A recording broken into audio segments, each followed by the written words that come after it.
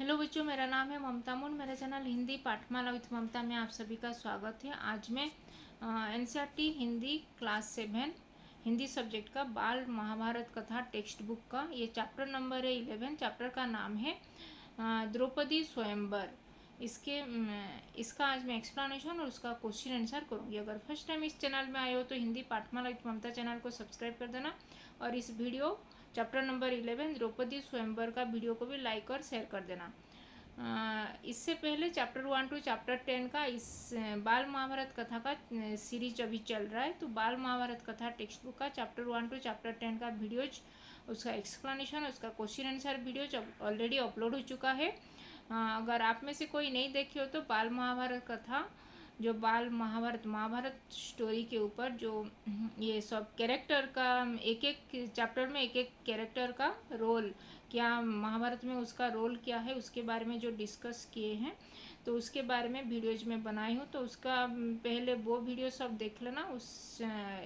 ये बाल महाभारत कथा एनसीईआरटी क्लास 7 जो प्लेलिस्ट में, उसमें इसका सब एक्सप्लेनेशन, उसका क्वेश्चन आंसर वीडियो जो अपलोड हुआ है, तो पहले उस प्लेलिस्ट में चले जाना और वहाँ पे जो वीडियो सब है चैप्टर 1 टू चैप्टर 10 का वीडियोज देख लेना। फिर उसके बाद ये अभी द्रौपदी स्वयंवर ये चैप्टर 11 का वीडियो देखना, क्योंकि पहले से अगर नहीं देखोगे तो नहीं देखे होगे तो उसका कैरेक्टर जो ये आगे चल के जो महाभारत में उसका रोल क्या है उसके बारे में समझने में प्रॉब्लम हो सकता है। इसीलिए मैं बोल रही हूँ कि पहले स्टार्टिंग से अगर वीडियो सब देखोगे चैप्टर 1 टू स्टार्ट करके कौन सा कैरेक्टर क्या रोल प्ले किया है इस महाभारत स्टोरी में, महाभारत की कहानी में, तो आप लोग जान पाओगे। तो चलो स्टार्ट करते हैं। चैप्टर नंबर 11 द्रौपदी स्वयंवर। द्रौपदी स्वयंवर, द्रौपदी कौन थी? द्रौपदी पांचाल, पांचाल जो राजा थे द्रुपद, जो ये गए थे मैं द्रोणाचार्य के जो बाल सखा थे, मतलब द्रोणाचार्य के साथ जो द्रुपद पांचाल का जो राजकुमार जो पढ़ रहे थे वो आचार्य ये भरद्वाज के, महर्षि भरद्वाज के आश्रम में जो ये महर्षि भरद्वाज के पुत्र थे द्रोणाचार्य। तो द्रोणाचार्य और ये राजकुमार, पांचाल के राजकुमार जो द्रुपद एक साथ पढ़ रहे थे। और फिर वहाँ पे जो पांचाल के राजकुमार बोले थे द्रुपद से, ये द्रोणाचार्य से कि पांचाल के राजकुमार द्रुपद ने बोले थे द्रोणाचार्य की, जब भी मैं पांचाल का राजा बनूंगा तो मैं तुमको आधा मेरे साम्राज्य में दे दूंगा। फिर जब वो द्रोणाचार्य उसको मांगने गए थे एक दिन, जब ये द्रुपद राजा बनने के बाद जो गए थे ये पांचाल साम्राज्य जो बोले थे कि उनका ये जब ऋषि आश्रम में जो रहकर जो बोले थे, तभी वो उनको ज्ञात कराने के लिए जब उनके जब राजा बनने के बाद जो द्रुपद के पास गए थे, तभी वो उनका बहुत मजाक उड़ाए थे द्रुपद ने कि ये राजा का मित्रता राजा से ही हो सकता है, तुम तो गरीब ब्राह्मण हो, तुम्हारा मेरा और तुम्हारा कैसे बराबरी है बोल के बहुत अपमानित किए थे। तभी वो इस द्रुपद को कैसे सबक सिखाएंगे बोल के वो लगे पड़े थे। तभी बाद में वो जब ये द्रुपद ये द्रोणाचार्य जब पांडवों के गुरु बने, तभी वो अपना जो पांडव लोग अपना ये गुरु शिक्षा लाभ करने के बाद जब गुरु दक्षिणा मांगे, तभी वो गुरु दक्षिणा ये उनको मांगे थे वो पांडवों को कि तुम मेरे लिए वो जो द्रुपद के नगरी जाके पांचाल राजा द्रुपद को बंदी बना के लेके आओ मेरे सामने और बोल के, तभी वो ये अर्जुन द्रुपद को पांचाल राजा द्रुपद को बंदी बना के उनके गुरु द्रोणाचार्य के सामने प्रकट किए थे। तभी द्रोणाचार्य ने तभी उनका ज्ञात कराते हुए कि बोले कि मैं अभी तुमको परास्त कर चुके हैं मेरे ये शिष्य लोग, तो अभी तुम्हारा साम्राज्य अभी मेरा साम्राज्य हो गया, लेकिन मुझे तुम्हारा मित्रता चाहिए, इसीलिए मैं तुमको ये तुम्हारा साम्राज्य मैं तुमको दान देता हूँ बोल के। अभी मेरा आधा साम्राज्य मेरे पास रहेगा और आधा तुम्हारे पास। तो अभी तो हम दोनों बराबर हो गए। राजा का मित्रता जैसे राजा के साथ होता है तुम बोले थे, तभी अभी मैं भी तुम्हारे साथ समकक्ष मतलब बराबर में हो चुका हूँ। तो अभी अभी मुझे तुम्हारा मित्र था, जैसे तुम मुझे अपमानित किए थे, इसीलिए वो उनको सबक सिखाए थे। ये था स्टोरी पांचाल राजा द्रुपद और द्रोणाचार्य का।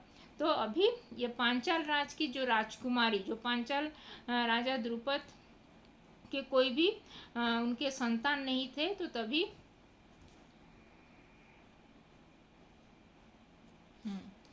तभी उसके बाद क्या, पांचाल का जो द्रुपद जो जब राजा हुए थे, फिर उनका कोई भी संतान नहीं थे, तो तभी वो एक यज्ञ किए थे।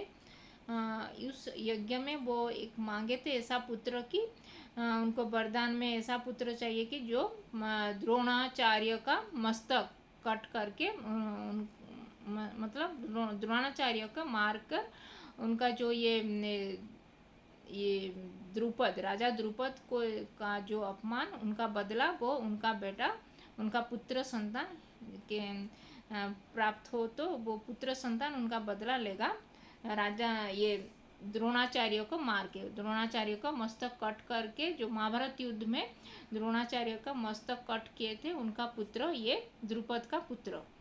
तो इसीलिए वो यज्ञ किए थे।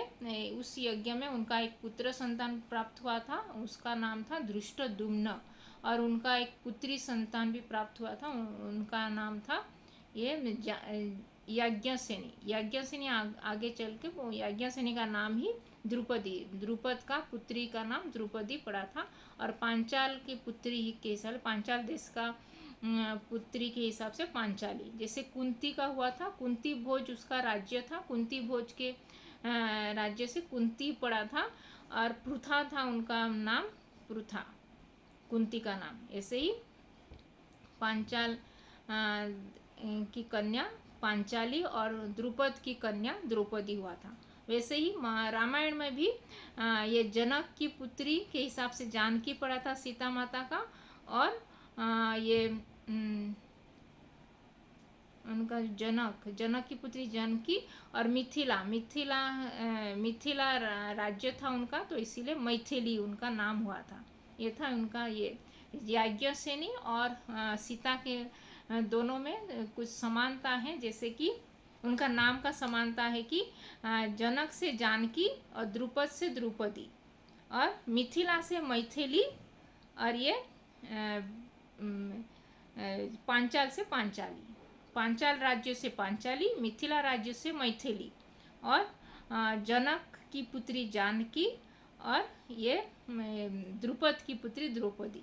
ये है दोनों के बीच में ये नाम का, जो उनका नाम का सिमिलरिटी था दोनों का, ये माता सीता और द्रौपदी का। तो और ये द्रौपदी फिर आगे चल के कैसे ये महाभारत युद्ध में उनका ये कैसा रोल है, उन्हीं से ही महाभारत युद्ध हुआ था, तो उसके बारे में आगे चल के जानेंगे। और द्रौपदी का स्वयंवर इसी चैप्टर का स्टोरी है, द्रौपदी स्वयंवर के ऊपर। तो चलो स्टार्ट करते हैं। द्रौपदी स्वयंवर, बहुत सारे स्टार्टिंग से मैं बहुत ही कहानी सुना चुकी हूँ। द्रौपदी स्वयंवर, जब पांडव एक चक्रा नगरी में ब्राह्मण वेश में रहते थे, जब ब्राह्मण के वेश में जो 5 पांडव रह रहे थे एक चक्रा नगरी में, जो वारणावत से आकर वो एक जंगल देकर, वारणावत के जंगल से आकर एक चक्रा नगरी में एक ब्राह्मण के परिवार में रह रहे थे, और उनके जो भिक्षा मांगकर वो ब्राह्मण जो उनके जो ओनर थे, ब्राह्मण परिवार के लोगों को कुछ भिक्षा दे रहे थे, और बाकी भिक्षा वो लोग खाकर उसी में अपना गुजर कर रहे थे। उसी समय में उन्हीं दिनों पांचाल नरेश की पुत्री द्रौपदी का स्वयंवर की तैयारियां होने लगी। पांचाल की पुत्री, उन्हीं एक चक्र नगरी के पास ही वो पांचाल देश था, तो पांचाल के नगर की जो पांचाल देश की पुत्री, जो द्रुपद की कन्या थी द्रौपदी, तो पांचाल देश की राजकुमारी का स्वयंवर मतलब जो अपने एक कुछ कंपटीशन होता है, वहाँ पे जो भी राजकुमार लोग पार्टिसिपेट करते हैं उन्हीं के बीच में जो भी उस कंपटीशन में जो विनर होता है उसी को वो राजकुमारी, पहले ज़माने में राजकुमारी लोग ऐसे ही उनका कंपटीशन होता था, जो भी जीतता था उसी को वरणमाला वो पहनाते थे, उनके साथ उनका शादी होता था, तो उसको बोलते हैं स्वयंवर। तो उन्हीं दिनों में पांचाल नरेश की पुत्री द्रौपदी, तो द्रौपदी का कैसे उनका जन्म हुआ था मैं उसका स्टोरी में बोल दी, तभी उनके यहाँ पे डिटेल में नहीं दिया गया है, तो आप लोग तो जान गए ना, मैं तो बोल दी। उन्हीं दिनों में पांचाल नरेश की पुत्री द्रौपदी की स्वयंवर की तैयारियां वहाँ पे हो रहा था, जब ये लोग एकचक्रा नगरी में रह रहे थे। कौन? 5 पांडव और माता कुंती। एकचक्रा नगरी के सारे ब्राह्मण पांचाल देश के लिए रवाना हुए।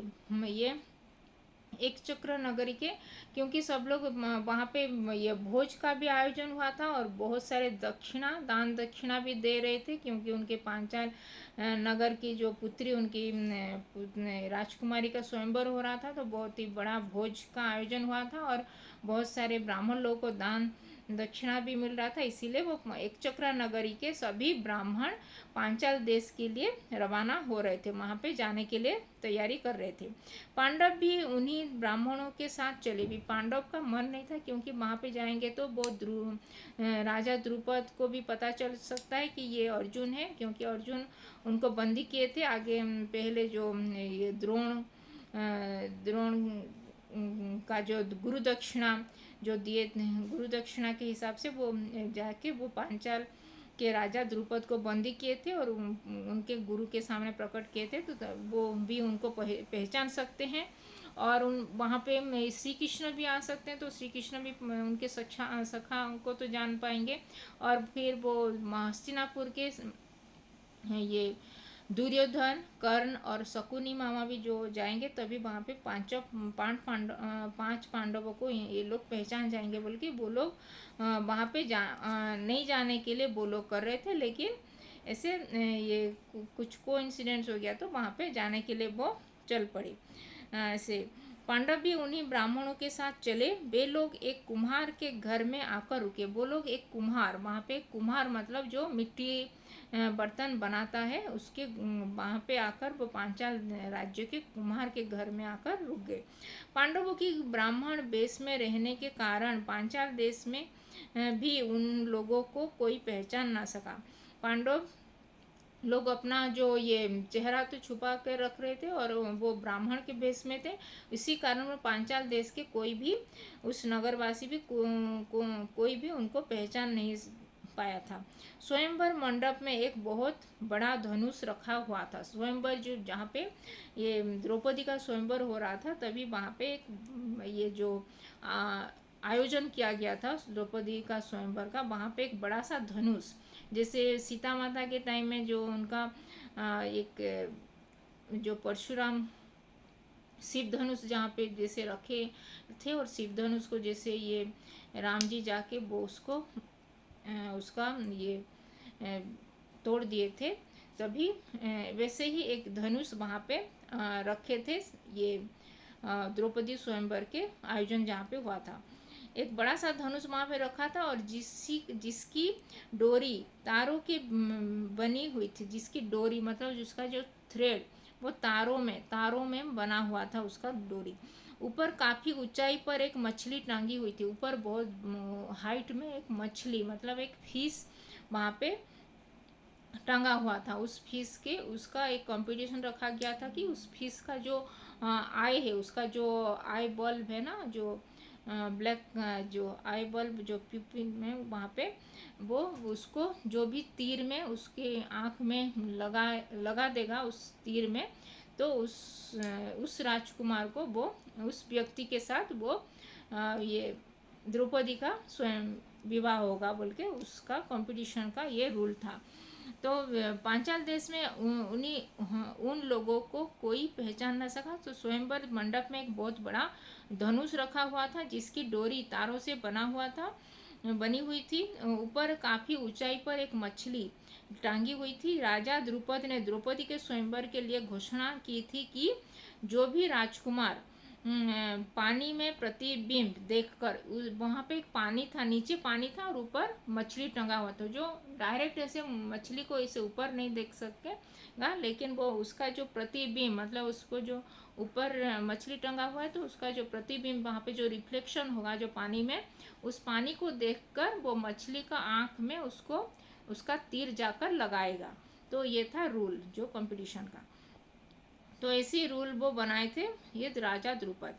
स्वयंवर के लिए ऐसा घोषणा किया था कि राजकुमार पानी, उनका भी मन था कि ये विश्व का सर्वश्रेष्ठ धनुर्धर यानी कि अर्जुन के साथ ही उनका पुत्री का विवाह हो, इसीलिए वो इतना बड़ा ये कंपटीशन का इतना कठिन कंपटीशन रखे थे, जो कि अर्जुन के अलावा कोई भी नहीं कर पाएगा। लेकिन और एक भी धनुर्धारी था जो कि कर्ण था, वो भी कर पाएगा और अर्जुन के साथ उसका भी बराबरी का, उसका धनुर्धारी में वो भी अर्जुन के समकक्ष था, लेकिन वो सूतपुत्र था, इसीलिए उसको कंपटीशन में बाहर कर दिया गया। ये आगे चल के पढ़ेंगे।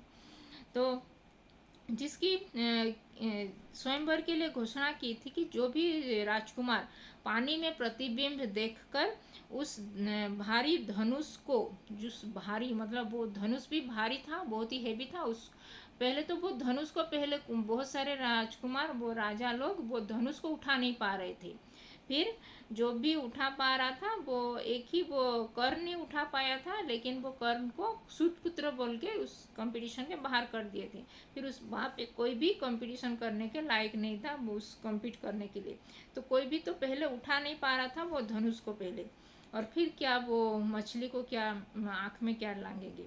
फिर इसीलिए वो राजकुमार पानी में प्रतिबिंब देखकर उस भारी धनुष से तीर चलाकर ऊपर टांगे हुए मछली को गिरा देगा। जो भी राजकुमार वो पानी में प्रतिबिंब, जो पानी में वो मछली ऐसे मतलब राउंड मार रही थी, मतलब उस मछली का एक भी जगह में स्टेबल नहीं था, वो ऐसे घूम रही थी मछली, उसका जो प्रतिबिंब पानी में दिखाई दे रहा था ऐसे ऐसे करके। लेकिन वो जो फोकस करके, जो कंसंट्रेट करके वो पानी में देखकर वो मछली का आँख में वो लगा, जो भी लगा पाएगा, वो जो राजकुमार या जो भी व्यक्ति, वो उसी के साथ वो द्रौपदी का ये स्वयं विवाह होने के लिए वो शर्त रखे थे राजा द्रुपद ने।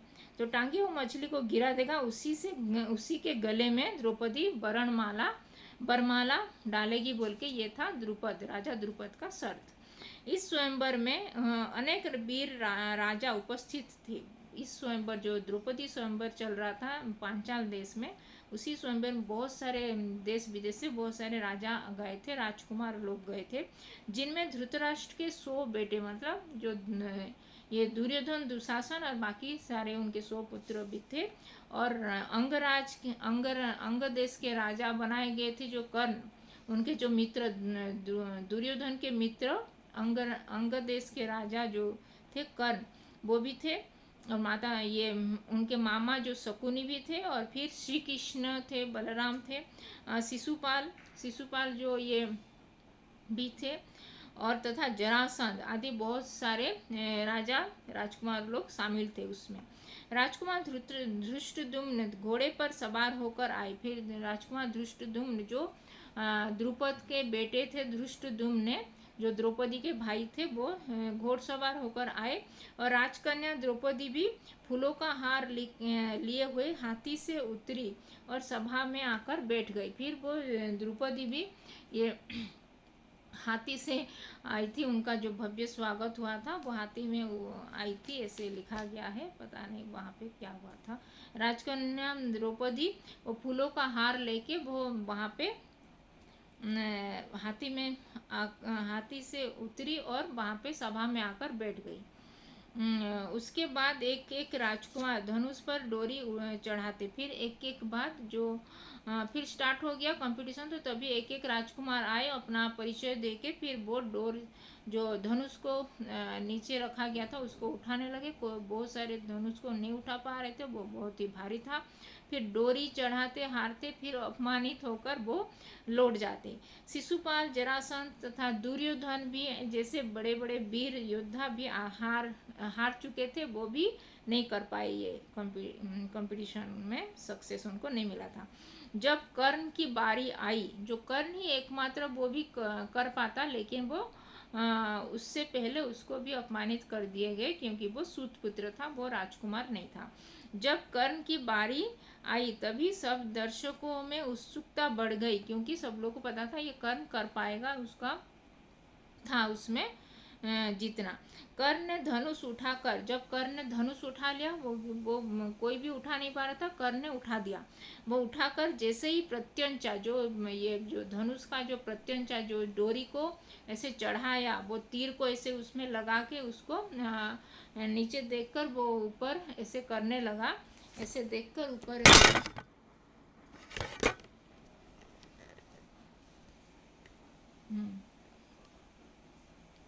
तभी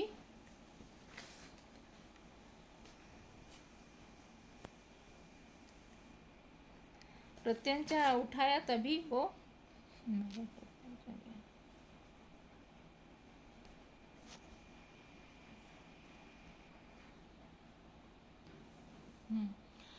कर्ण ने धनुष उठाकर जैसे ही प्रत्यंचा चढ़ाई, वैसे ही धनुष का झंडा, जो धनुष का जो झंडा था वो छूटकर उसके मुंह पर लग गया।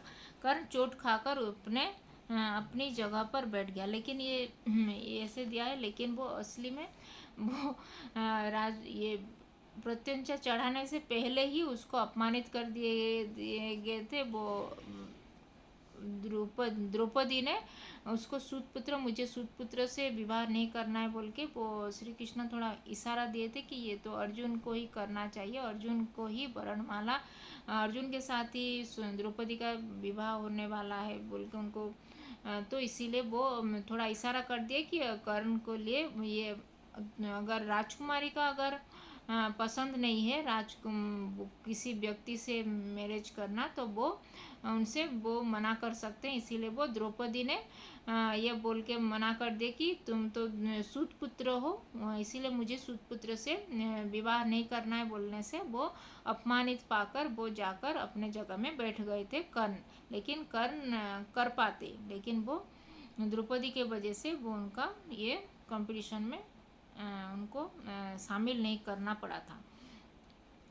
तो फिर तभी अर्जुन ब्राह्मणों के बीच से उठ खड़ा हुआ, तभी वो ये ब्राह्मणों के बीच में भी तभी सब लोग, कोई भी नहीं कर पाया, तो तभी सब लोग बोले कि क्षत्रिय को, क्षत्रिय में से अगर कोई नहीं है तो ब्राह्मण से भी किसी योद्धा अगर है तो वो भी यहाँ पे शामिल हो सकते हैं, क्योंकि जैसे परशुराम जैसे ये थे, वो भी ब्राह्मण थे, ऐसे उनका भी ब्राह्मण क्षत्रिय वो भी थे, तो इसीलिए उनका भी जैसे होता है, ऐसे ब्राह्मण परिवार से में भी अगर कोई योद्धा है तो यहाँ पे शामिल हो सकते हैं बोल के, जब क्षत्रिय के बाद ब्राह्मण को भी उनको वहाँ पे शामिल कर सकते हैं, क्योंकि क्षत्रियों को भी ये राजकुमारी अगर चाहे तो क्षत्रियों को भी ये विवाह कर सकती है। लेकिन तभी द्रुपद का मन था कि अगर वो क्या भिक्षा मांग के मेरी पुत्री क्या ये ब्राह्मण से अगर विवाह होगा तो क्या आगे चल के वो मेरी मेरी पुत्री का क्या ख्याल रखेगा, वो जो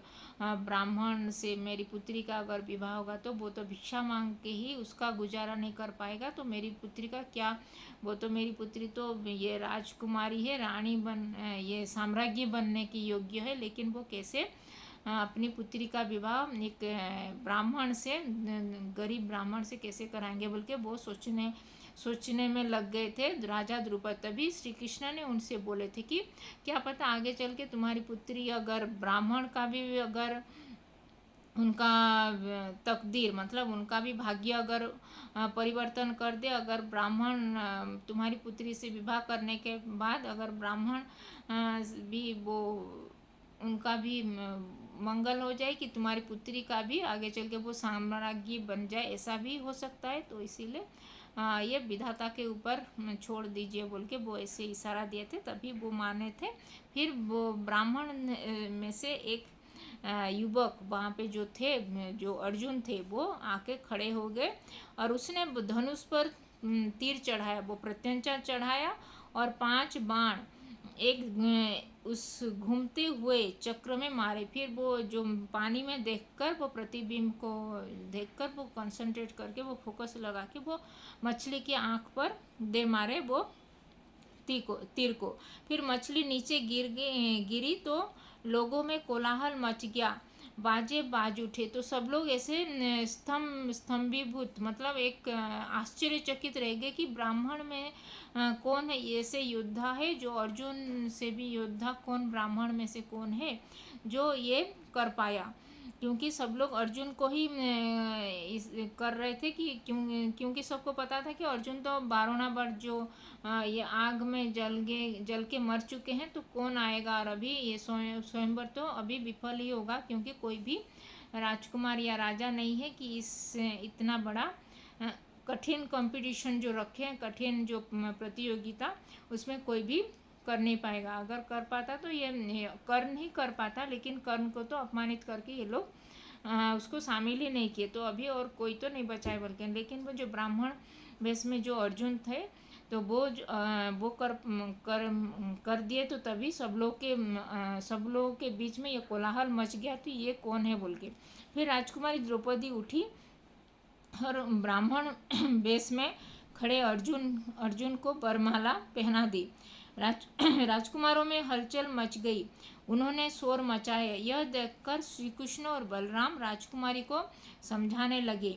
इन बीच अर्जुन द्रौपदी को साथ लेकर कुम्हार की कुटिया और चल दिए। फिर सब लोग 5 पांडव और ये अर्जुन अपने स्त्री, ये अपने जो ये द्रौपदी को लेकर वो जो कुम्हार के घर में जो रुके थे, बाकी अपने जो भाई के साथ वहाँ पे आकर चल गए।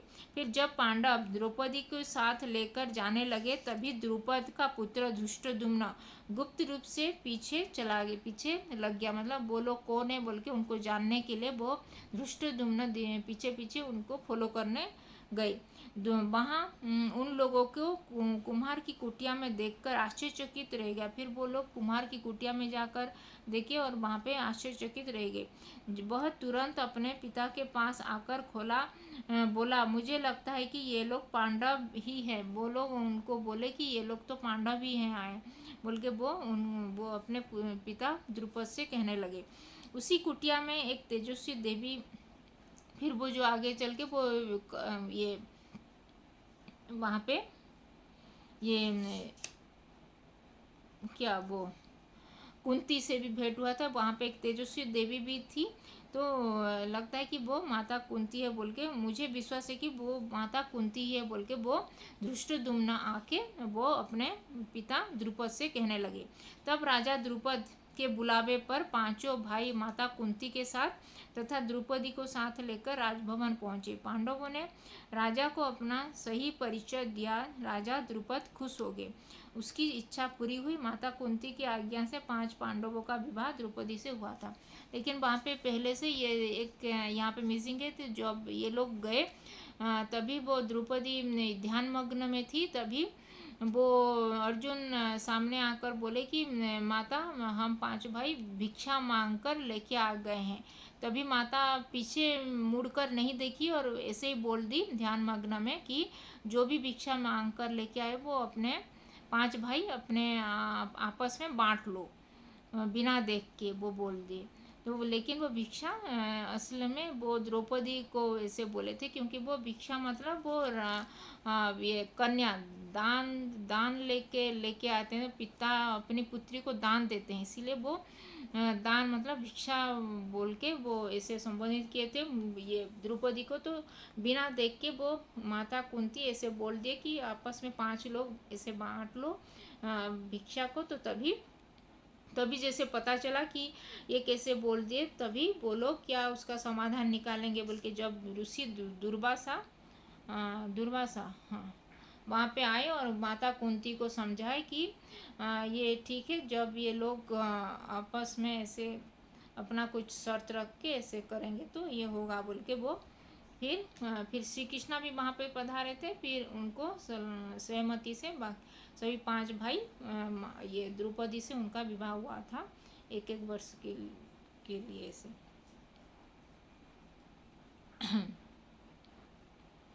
फिर माता कुंती की आज्ञा से 5 पांडवों का विवाह द्रौपदी से हुआ था। ये था द्रौपदी स्वयंवर की एक्सप्लानेशन। और अभी कुछ उसका जो ये शब्द के अर्थ जानेंगे। झुंड, झुंड मतलब समूह।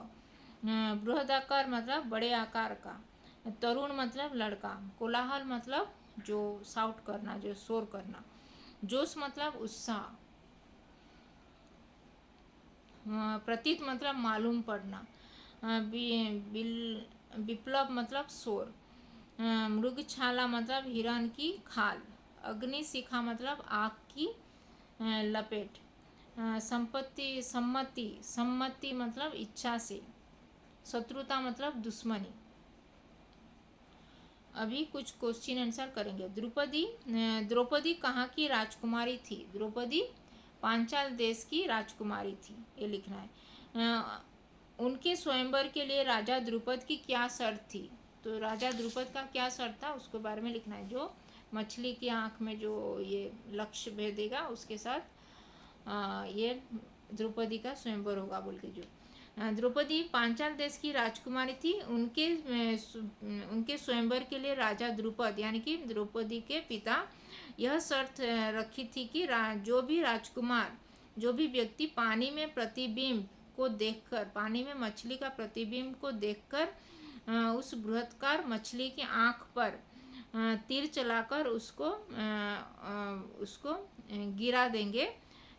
गिराएंगे, उस निशान मछली की आंख पर लगेगा, तभी राजकुमारी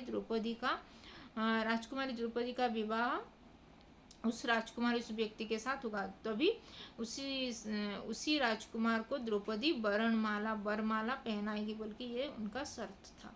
तो इसके बारे में ये लिखना है। स्वयंवर में कौन कौन से राजकुमार शामिल हुए थे? स्वयंवर में कौन कौन से राजकुमार? स्वयंवर में धृतराष्ट्र के 100 पुत्र, अंग देश के राजा ये कर्ण, फिर जरासंध, शिशुपाल, देश विदेश के बहुत सारे राजकुमार शामिल हुए थे। 5 पांडव भी यहाँ पे शामिल हुए थे ब्राह्मण वेश में। और ये क्वेश्चन है 3 है। पांचाल देश में पांडव किस तरह रहते थे? पांचाल देश में ब्राह्मणों के बेस में, पांचाल देश में ब्राह्मण के बेस में ये 5 पांडव रहते थे। स्वयंवर में कर्ण के साथ क्या घटना घटी? स्वयंवर में कर्ण जब धनुष उठाकर खड़ा हुआ तभी उसका जो प्रत्यंचा चढ़ाने लगा, तभी धनुष का झंडा उसके हाथ से घुटकर उसके मुंह पर जा लगा। कर्ण चोट सहलाता हुआ अपनी जगह पर बैठ गया। ये भी लिख सकते हो। लेकिन वहाँ पे द्रौपदी ने उसको अपमानित किए थे कि मैं सुतपुत्र से विवाह नहीं करूँगा, इसीलिए वो ये जो प्रतियोगिता में उसको शामिल नहीं होना पड़ा था। ये था उसमें उसका ये सब घटना घटा था ये कर्ण के साथ। महाराज द्रुपद की शर्त को किसने पूरी की? महाराज द्रुपद की शर्त को ब्राह्मण वेश में जो अर्जुन थे वो पूरी किए थे। धृष्टद्युम्न ने कुम्हार की कुटिया में क्या देखा? धृष्टद्युम्न ने कुम्हार की कुटिया में पांडवों को तथा अपनी माता एक अग्निशिखा के भांति एक तेजस्वी देवी यानी कि माता कुंती को देखा था। पांडवों का विवाह द्रौपदी से कैसे हुआ? माता कुंती की आज्ञा पर सबकी सम्मति से द्रौपदी का विवाह 5 पांडवों से हुआ था। फिर कुछ ये लॉन्ग क्वेश्चन आंसर है। अर्जुन ने द्रौपदी स्वयंवर में स्वयंवर की शर्त कैसे पूरी की? द्रौपदी स्वयंवर का आयोजन पांचाल देश में किया गया था। इस स्वयंवर में पांडव एक चक्र नगरी में ब्राह्मण वेश में जीवन बिता रहे थे। पांडव भी ब्राह्मण वेश में वहां पहुंच गए क्योंकि वहां पे एक बड़ा सा भोज आयोजन किया गया था। सभी एक चक्र नगरी के सभी ब्राह्मण लोग वहां पे दान भिक्षा ग्रहण करने के लिए वहां पे पांचाल जा रहे थे। तभी उन्हीं के साथ वो ब्राह्मण वेश में वो सभी 5 पांडव भी वहां पे गए वही आयोजन में जो द्रौपदी स्वयंवर में पहुंचे। ब्राह्मण वेश में होने के कारण उन्हें कोई भी पहचान न सका। स्वयंवर की शर्त के अनुसार अर्जुन ने असाधारण आकार वाली धनुष पर डोरी चढ़ा दी और प्रत्यंचा चढ़ाकर वो मछली एक एक कर वो मछली के घूमती हुई मछली के आँख में मारे थे। वो घूमते चक्र में तीर लगा, फिर उनका निशाना टूटकर नीचे जो ये मछली नीचे इस प्रकार अर्जुन ने स्वयंवर की शर्त पूरी किए थे। तो ये था अर्जुन ने द्रौपदी स्वयंवर में ये सब किए थे, शर्त कैसे पूरी किए थे इसके बारे में। भीम सभा मंडल में उठकर क्यों नहीं गए, उनकी आशंका किस प्रकार सही निकली। जब अर्जुन ब्राह्मण वेश में स्वयंवर में हाथ आजमाने के लिए उठ खड़े हुए, तभी वहां उपस्थित राजकुमारों में हलचल मच गई। अर्जुन ने जब स्वयंवर की शर्त पूरी कर ली, तभी युधिष्ठिर और नकुल और सहदेव यह शुभ खबर देने के लिए माता कुंती के पास चले गए। परंतु भीम के मन में आशंका था कि निराश राजकुमार कुछ अघटित न कर बैठे, इसीलिए वो भीम वहाँ पे अर्जुन के साथ रुक गए। राजकुमारों ने बढ़ती हलचल और जोश के कारण ऐसा लगने लगा कि भारी विप्लव मच जाएगा। इस प्रकार भीम की आशंका सही निकली, इसीलिए वो अर्जुन के साथ वहाँ पे रुक गए थे, क्योंकि कुछ अगर अघटन घटेगा तो अर्जुन के साथ वह खड़े होंगे वहाँ पे, इसीलिए वो भीम अर्जुन के साथ वहाँ पे रुक गए थे। और बाकी युधिष्ठिर, नकुल और सहदेव वो माता कुंती को ये शुभ समाचार देने के लिए चल पड़े थे। लेकिन वो एक साथ ही वहाँ पे जो पहुँचे, एक साथ ही उनको वहाँ पे सामना क्या पड़ा था। वो माता कुंती जब ध्यान मग्न में थे, तभी वो अर्जुन ने उनको बोले थे कि हम भिक्षा लेकर मांग कर लेके आए हैं। तो तभी माता कुंती बिना देख के वो बोल दी कि आपस में 5 भाई ये आपस में बांट लो भिक्षा को। तभी आगे चल के ये माता कुंती के हिसाब से, वो सबके सम्मति के हिसाब से वो 5 पांडवों के साथ द्रौपदी का विवाह हुआ था। तो ये था द्रौपदी स्वयंवर के ऊपर ये उसका एक्सप्लेनेशन और उसका क्वेश्चन आंसर। तो इसमें अगर कुछ डाउट है तो कमेंट में लिख सकते हो, और अभी तक चैनल को सब्सक्राइब नहीं किया तो हिंदी पाठमाला विथ ममता चैनल को सब्सक्राइब कर देना, और इस वीडियो को भी लाइक और शेयर कर देना। तो धन्यवाद, थैंक यू।